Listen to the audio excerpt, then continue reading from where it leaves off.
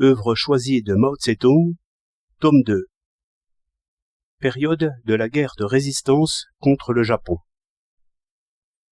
Lignes politiques, mesures à prendre et perspectives dans la lutte contre l'attaque japonaise. 23 juillet 1937. 1. Deux lignes politiques. Le lendemain même de l'incident de Lao-Kiao, soit le 8 juillet, le comité central du Parti communiste chinois a publié un manifeste appelant la nation entière à la guerre de résistance. Il est dit dans ce manifeste: Compatriotes, Peiping et Tientsin sont en danger. La Chine du Nord est en danger. La nation chinoise est en danger. Pour nous, une seule issue: la guerre de résistance de toute la nation. Nous exigeons que l'on oppose sans délai une résistance ferme et résolue aux troupes d'agression japonaises, que l'on s'apprête immédiatement à parer à toute éventualité. Il faut que, du sommet à la base, la nation entière rejette d'emblée toute idée de vivre dans une paix humiliante avec les agresseurs. Compatriotes, acclamons et soutenons la résistance héroïque des troupes de Feng Che-han. Acclamons et soutenons la déclaration des autorités de la Chine du Nord, exprimant leur volonté de défendre la patrie jusqu'à la mort. Nous exigeons que le général Song Che-yuan mette aussitôt sur pied de guerre tout le 29e corps et l'envoie au front. Nous exigeons que le gouvernement central de Nankin apporte une aide effective au 29e corps, qu'il lève sans tarder l'interdit jeté sur les mouvements patriotiques des masses et donne l'essor à l'esprit de résistance du peuple, qu'il mobilise sans retard toutes les armées de terre, de mer et de l'air en vue du combat, et, afin de consolider l'arrière, qu'il liquide sans délai les traîtres à la nation et les agents japonais dissimulés dans le pays. Nous appelons le peuple entier à soutenir de toutes ses forces la guerre sacrée de légitime défense contre le Japon. Voici nos mots d'ordre. Défendons les armes à la main Peiping, Tientsin et la Chine du Nord. Défendons le sol de la patrie jusqu'à la dernière goutte de notre sang. Que le peuple chinois tout entier, le gouvernement et l'armée, s'unissent et construisent une grande muraille inébranlable, le front uni national, pour résister à l'agression japonaise.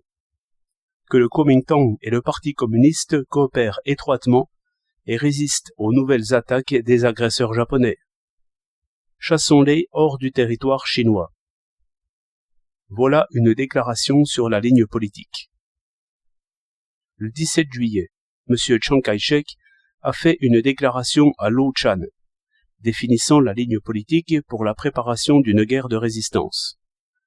C'est, depuis des années, la première déclaration juste qu'ait formulée le Kuomintang sur des questions de politique extérieure. Aussi est-elle accueillie favorablement par tous nos compatriotes comme par nous-mêmes. 4 conditions y sont posées pour régler l'incident de Lao-Kiao. 1. Aucun mode de règlement ne doit porter atteinte à la souveraineté de la Chine et à l'intégrité de son territoire. 2.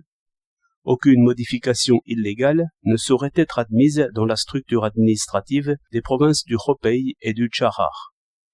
3. Aucun fonctionnaire local nommé par le gouvernement central ne saurait être révoqué ou déplacé à la demande de qui que ce soit. 4. Aucune limitation ne doit être imposée au 29e corps quant à ses lieux de cantonnement actuels. Il est dit dans la conclusion de la déclaration: le gouvernement a adopté à l'égard de l'incident de Lao-Kiao une ligne politique et une position qu'il saura maintenir fermement. Nous nous rendons compte que l'entrée en guerre de toute la nation nous imposera l'obligation d'aller jusqu'au bout du sacrifice, sans qu'il y ait le plus faible espoir de nous en tirer à bon compte. La guerre, une fois commencée, tout homme, qu'il soit du nord ou du sud, qu'il soit jeune ou vieux, aura le devoir de résister à l'envahisseur et de défendre le sol de la patrie. Voilà une autre déclaration sur la ligne politique. Nous avons ici 2 déclarations politiques de portée historique, faites respectivement par le Parti communiste et le Kuomintang à propos de l'incident de Lao-Kiao. Ces déclarations ont ceci de commun qu'elles préconisent une résistance ferme et résolue contre l'envahisseur et combattent l'esprit de compromis et de concession. C'est là une ligne politique pour faire face à l'attaque du Japon, la ligne juste. Il se peut toutefois qu'une autre ligne soit adoptée. Depuis un mois, traîtres et éléments pro-japonais déploient dans la région Peiping-Tientsin une grande activité. Ils cherchent à amener les autorités de Peiping et de Tientsin à se plier aux exigences japonaises. Ils sapent la politique de résistance armée ferme et résolue pour faire prévaloir l'esprit de compromis et de concession. Ce sont là les signes d'un très grave danger. Cette ligne de compromis et de concession est diamétralement opposée à la ligne de la résistance ferme et résolue. Si elle n'est pas rapidement rejetée, Peiping, Tientsin et toute la Chine du Nord tomberont aux mains de l'ennemi, et la nation entière courra un immense danger. Que chacun soit vigilant. Officiers et soldats patriotes du 29e corps, unissez-vous. Combattez tout esprit de compromis et de concession. Opposez une résistance résolue.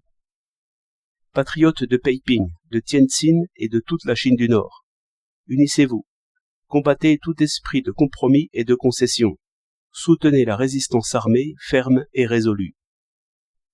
Citoyens patriotes de toute la Chine, unissez-vous. Combattez tout esprit de compromis et de concession. Soutenez la résistance armée, ferme et résolue.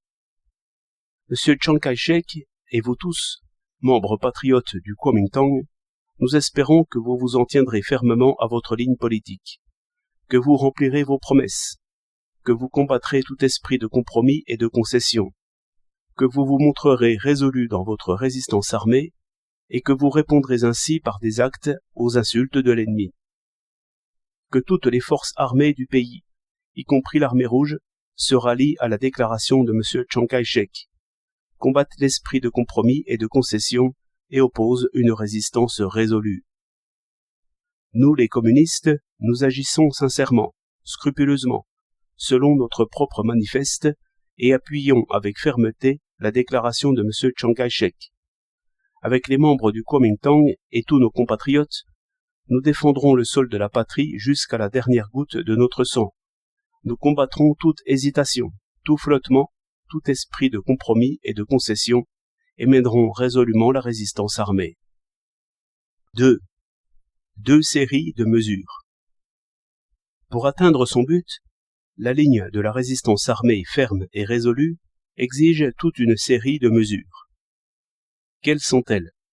En voici les plus importantes. 1. Mobilisation générale de toutes les forces armées du pays. Mettre sur pied de guerre nos armées permanentes. Forces terrestres, navales et aériennes, fortes de 2 millions et quelques centaines de milliers d'hommes, et comprenant l'armée centrale, les forces locales et l'armée rouge.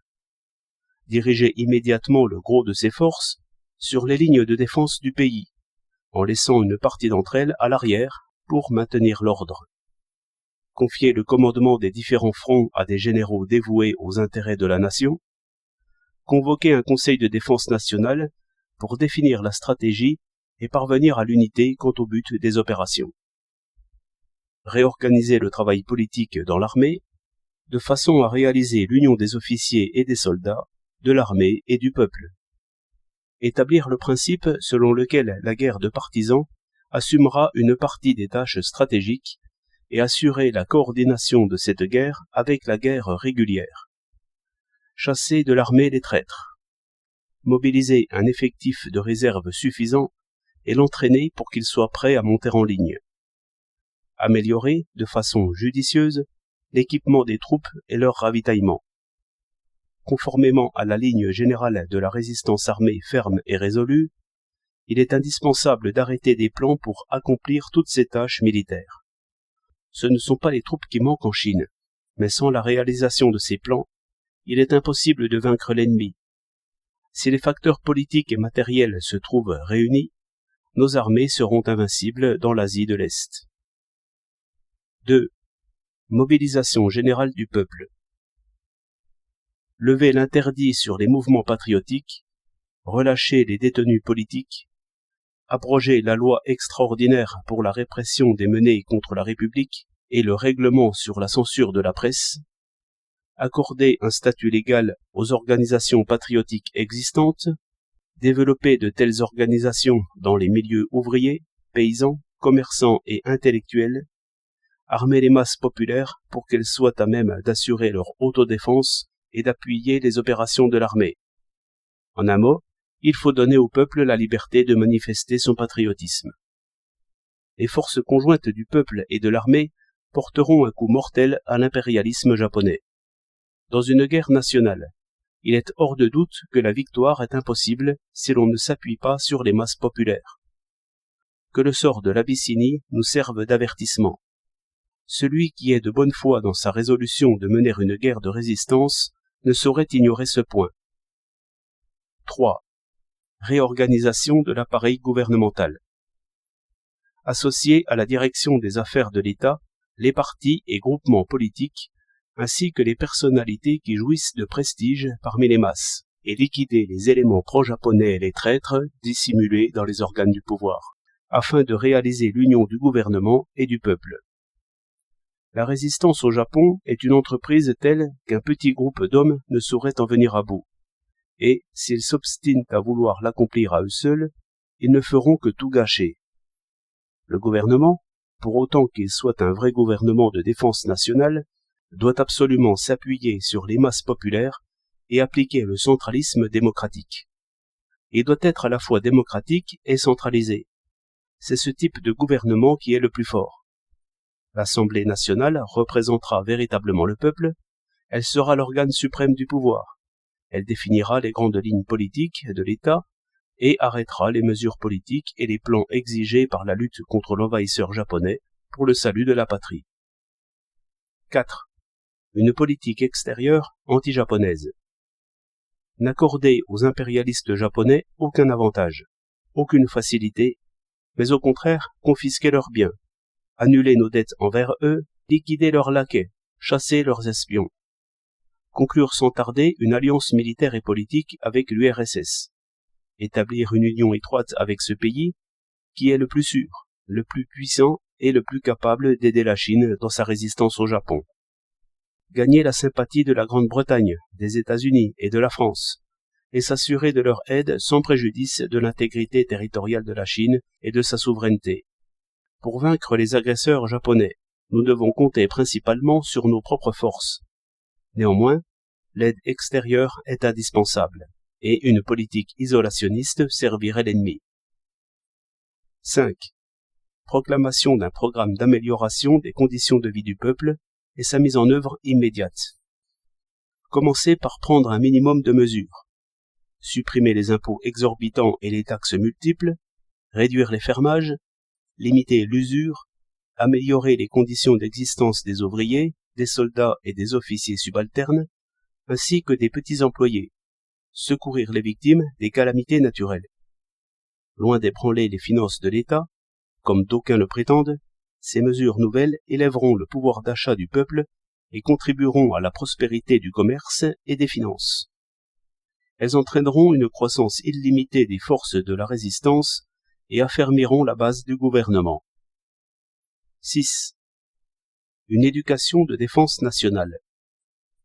Changer radicalement l'orientation et le système actuel de l'éducation. Renoncer à tout ce qui n'est pas urgent et à toute mesure qui n'est pas rationnelle. La presse, l'édition, le cinéma, le théâtre, les lettres et les arts, tout doit répondre aux intérêts de la défense nationale. Interdire toute propagande des traîtres. 7. Une politique financière et économique de résistance anti-japonaise. La politique financière doit être fondée sur le principe que celui qui a de l'argent donne de l'argent, et sur la confiscation des biens des impérialistes japonais et des traîtres à la nation. La politique économique doit être fondée sur le boycottage des marchandises japonaises et l'encouragement aux marchandises chinoises. Tout doit contribuer à la lutte contre le Japon. La pénurie de moyens financiers est le résultat de mesures erronées. Elle disparaîtra à coup sûr lorsqu'une nouvelle politique conforme aux intérêts du peuple aura été adoptée. Parler d'impasse financière et économique à propos d'un pays dont le territoire est si étendu et la population si nombreuse est pure ineptie. 8. Union de tout le peuple chinois, du gouvernement et des forces armées pour la construction d'une grande muraille inébranlable. Le Front uni national. L'application de la ligne de la résistance armée et l'exécution des mesures indiquées ci-dessus dépendent de ce front uni. L'essentiel à ce sujet, c'est l'étroite coopération entre le Kuomintang et le Parti communiste. Que le gouvernement, les forces armées, les partis et les groupements politiques et tout notre peuple s'unissent sur la base de la coopération des deux partis. Il ne suffit pas que le mot d'ordre « Unissons-nous loyalement et défendons la patrie en danger » sonne bien à l'oreille. Il faut encore qu'il se traduise par de belles actions. L'union doit être véritable, qu'il s'y mêle de la supercherie et de la suspicion, et rien n'ira plus. Il faut faire preuve de largeur d'esprit, de hardiesse dans la conduite des affaires de l'État. Les petits calculs, les finasseries, la bureaucratie, l'achisme ne servent strictement à rien. Inefficaces contre l'ennemi, ils sont parfaitement ridicules quand on y recourt à l'égard de ses compatriotes. En toute chose, il y a des principes majeurs et des principes mineurs, et les principes mineurs sont tous subordonnés aux majeurs. Que l'on envisage sérieusement les choses à la lumière des principes majeurs, alors seulement on sera à même d'orienter correctement sa pensée et son action. Aujourd'hui, celui qui ne met pas à faire l'unité un minimum de sincérité devrait, même s'il n'encourt pas la réprobation publique, avoir honte devant sa conscience, dans le silence de la nuit. Cet ensemble de mesures élaborées en vue d'une résistance résolue, on peut l'appeler programme en 8 points. Il faut que la ligne de la résistance armée ferme et résolue s'accompagne de cette série de mesures. Sinon, la résistance ne sera jamais victorieuse, et le Japon poursuivra indéfiniment son agression en Chine, tandis que la Chine, vouée à l'impuissance, échappera difficilement au sort de l'Abyssinie. Quiconque soutient sincèrement la ligne de la résistance armée ferme et résolue doit appliquer cet ensemble de mesures. Et pour juger si quelqu'un est de bonne foi dans sa volonté de résister résolument par les armes, il faut voir s'il est prêt à adopter et à appliquer cette série de mesures. Mais il existe une autre série de mesures, qui s'oppose point par point à celle que nous venons d'exposer. Non la mobilisation générale des forces armées, mais le refus de cette mobilisation ou la retraite. Non l'octroi de la liberté au peuple, mais l'oppression du peuple. Non un gouvernement de défense nationale fondé sur le centralisme démocratique, mais un gouvernement absolu des bureaucrates, des compradors, des despotes locaux et mauvais hobereaux, et des propriétaires fonciers. Non une politique extérieure anti-japonaise, mais une politique servile à l'égard du Japon. Non l'amélioration des conditions de vie du peuple, mais la poursuite de la spoliation du peuple, qui le laisse accablé de misère et le réduit à l'impuissance devant l'envahisseur. Non une éducation dans l'intérêt de la défense nationale, mais une éducation menant à l'asservissement de la nation. Non une politique financière et économique de résistance au Japon, mais toujours la vieille politique, inchangée ou même pire, politique financière et économique nuisible à notre pays et profitable à l'ennemi. Non l'achèvement de la Grande Muraille, le front uninational contre le Japon, mais sa démolition ou son sabotage par des propos fallacieux et ambigus sur l'union. Les mesures pratiques découlent de la ligne politique. Si l'on adopte la ligne de la non-résistance, toutes les mesures que l'on prendra en seront l'expression. Nous avons déjà à ce sujet les leçons des 6 dernières années. Si, au contraire, la ligne adoptée est celle de la résistance armée ferme et résolue, il est impossible de ne pas appliquer la série de mesures qui correspond à cette ligne. Impossible de ne pas mettre en œuvre le programme en 8 points exposé ci-dessus. 3. 2 perspectives. Mais quelles sont les perspectives? Cette question nous préoccupe tous. Si l'on adopte la première ligne, si on applique la première série de mesures, c'est certainement la perspective de l'expulsion des impérialistes japonais et de la naissance d'une Chine libre et émancipée qui s'offre à nous. Est-il possible d'en douter? Je ne le pense pas. Si on adopte la deuxième ligne, si on applique la deuxième série de mesures, nous avons certainement devant nous la perspective de l'occupation de la Chine par les impérialistes japonais et de l'asservissement du peuple chinois, qui sera réduit à l'état de bête de somme. Est-il possible d'en douter? Je ne le pense pas non plus. 4. Conclusion. Il faut adopter la première ligne, appliquer la première série de mesures, rechercher la première perspective. Il faut combattre la deuxième ligne, rejeter la deuxième série de mesures, écarter la deuxième perspective. Que tous les membres patriotes du Kuomintang et tous les communistes s'unissent, qu'ils mettent résolument en œuvre la première ligne, appliquent la première série de mesures, recherchent la première perspective et qu'ils combattent fermement la deuxième ligne, rejettent la deuxième série de mesures, écartent la deuxième perspective. Que les citoyens patriotes, armés, partis et groupements politiques de tout le pays s'unissent, qu'ils mettent résolument en œuvre la première ligne, appliquent la première série de mesures, recherchent la première perspective et qu'ils combattent fermement la deuxième ligne, rejettent la deuxième série de mesures, écartent la deuxième perspective. Vive la guerre révolutionnaire nationale, vive la libération de la nation chinoise.